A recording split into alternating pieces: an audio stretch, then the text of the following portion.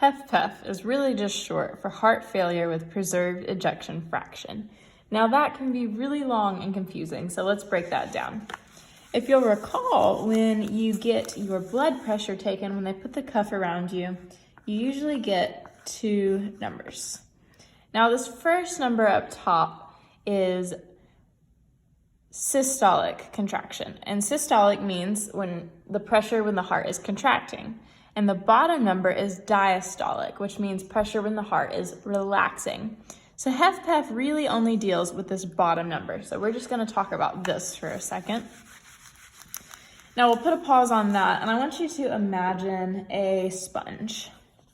So we have a sponge, maybe with some holes in it, and a bucket of water.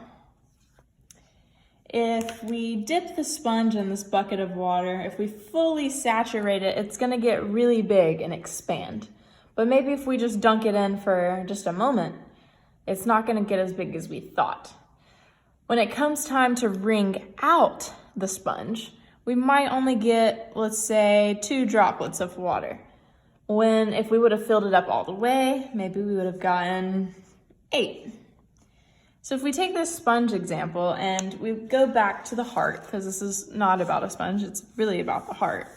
Let's go back to the heart, and I'll draw, for today's purposes, a pretty heart. A pretty heart, but still sort of anatomically correct. We have 2 lower ventricles right here, and this is what we're dealing with when we talk about HFpEF. When, just like the sponge, if we don't allow or don't give it enough time to soak up all the water, with HFpEF we're dealing with the idea that we're not giving the heart enough time of expansion. So when it's contracted and then when it expands is when the blood is allowed to come into these ventricles.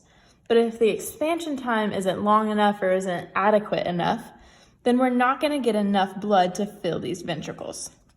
So if we have HFpEF, maybe our heart only fills this much, when really maybe it should be filling a lot more. And the filling is really important because if it's not filled all the way, when it comes time to eject the blood through the aorta here, if it's not filled all the way, we're going to get a reduced flow. And that's important because this flow can go to the legs, to the arms, and so it's really important that we have enough pressure and blood in there to send it to the rest of the body. However, this can seem detrimental. It's really not. A lot of people live with HFpEF and are very functional with it. There is a cousin to HFpEF called HFrEF, though. And that can be really dangerous, and that kind of deals with the systolic number we were talking about earlier, the top number. So HFrEF is a lot more dangerous than HFpEF, and fortunately for you, it's totally livable and something that just should remain monitored.